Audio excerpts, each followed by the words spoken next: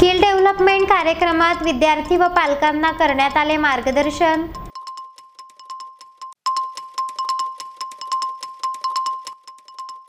अग्रनारी प्रांतीय महिला असोसिएशनच्या वतीने मातोश्री वृद्धाश्रमात मिष्टान्न वाटप।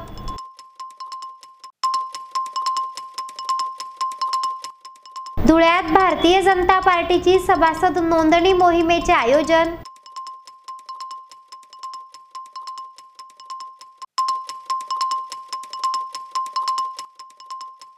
आणि महायुतीने विश्वासात न घेतल्यास हिंदू एक आंदोलन पक्ष स्वबळावर आगामी निवडणुका लढविणार। आगा खान ग्राम समर्थन कार्यक्रम भारत व वेस्ट भगिनी खानदेश सेवा मंडळ BCA कॉलेज यांच्या संयुक्त विद्यमाने स्किल डेव्हलपमेंट रोजगार निर्मिती बालक पालक मेळाव्यात मार्गदर्शन करण्यात आले आहे। रोजगाराच्या विविध संधीबाबत यावेळी सविस्तर मार्गदर्शन करण्यात आले आहे।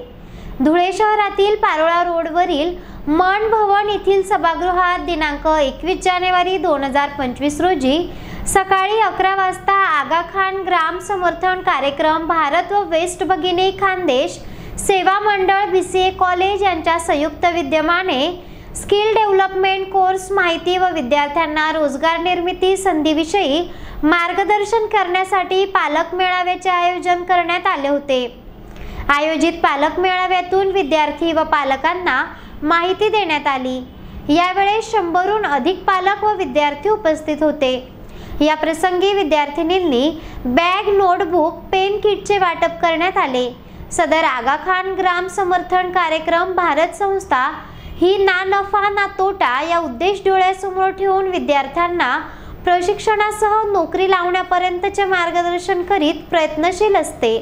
साधारणपणे 10 ते 12 देशांमध्ये संस्था कार्यरत असल्याचे सांगण्यात आले आहे। यावेळी या कार्यक्रमाचे प्रास्ताविक प्राचार्य डॉक्टर DZ चौधरी यांनी केले, तर सूत्रसंचालन आगा खान प्रोग्राम मॅनेजर ज्योती कपाळे यांनी केले। तर कार्यक्रम प्रसंगी प्रमुख पाहुणे म्हणून SNDT कॉलेज येथील प्राचार्य डॉक्टर DZ चौधरी, अनिल माळी, डॉक्टर विनोद उपरवट, राजेंद्र ब्राह्मणे, डॉक्टर RK शिंदे, आगा खान प्रोग्राम मॅनेजर ज्योती कपाळे, तानाजी पाटील, सुलतान धोबी व विद्यार्थी कमिटी या ठिकाणी उपस्थित होते। विद्यार्थ्यांना रोजगाराची निर्मिती संदर्भात व स्किल डेव्हलपमेंट कोर्सच्या विषयी या ठिकाणी सखोल असे मार्गदर्शन करीत माहिती देण्यात आली आहे। धुळे शहरातील अग्रनारी प्रांतीय महिला असोसिएशनच्या वतीने मातोश्री वृद्धाश्रम येथे वृंदावन समवेत संक्रांती उत्सव साजरा करण्यात आला आहे। या निमित्ताने मिष्टान्न वाटपचे आयोजन करण्यात आले होते। धुळे शहरातील अग्रनारी प्रांतीय महिला असोसिएशनच्या वतीने संक्रांती उत्सव निमित्ताने सामाजिक जाणीव बाळगण्यात आली। धुळे शहरात असलेल्या मातोश्री वृद्धाश्रम येथे महिला असोसिएशन मकर संक्रांती उत्सव साजरा करीत वृद्धाश्रमात ज्येष्ठांना मिष्टान्न व भोजन आणि गरजू वस्तूंचे वाटप केले आहे। यावेळी सहकारी महिला मोठ्या संख्येने उपस्थित होत्या।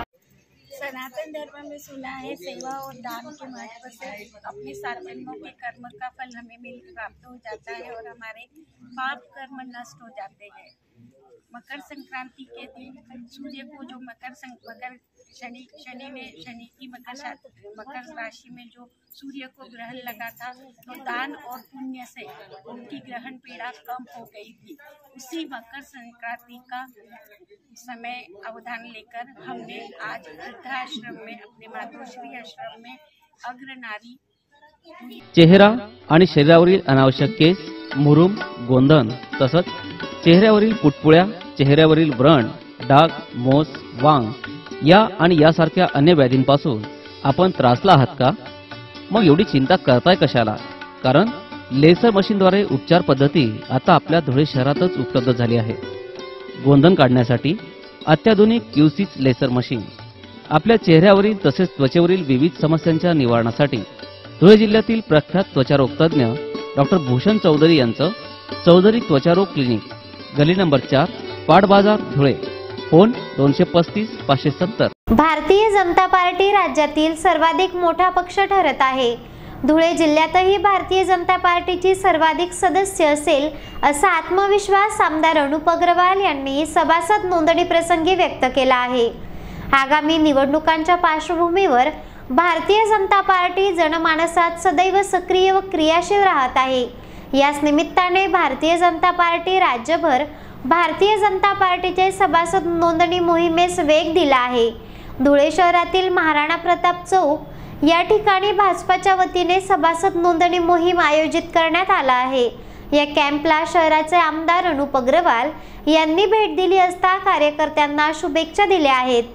भारतीय जनता पार्टी राज्यातील सर्वाधिक मोठा पक्ष ठरत असून घराघरात भाजपाचे काम पोहोचविण्याचे आवाहन अनुप अग्रवाल यांनी कार्यकर्त्यांना केले आहे व धुळ्यातही सर्वाधिक मोठा पक्ष हा भारतीय जनता पार्टीच ठरेल असा आत्मविश्वास व्यक्त केला आहे। आगामी निवडणुकीत महायुतीने आम्हास विश्वासात न घेतल्यास स्थानिक स्वराज्य संस्थांच्या निवडणुका स्वबळावर लढविणार असल्याची घोषणा हिंदू एकता आंदोलन पक्षाने केली। शहरातील गुलमोहर रेस्ट हाऊस येथे पक्षाची बैठक संपन्न झाली आहे।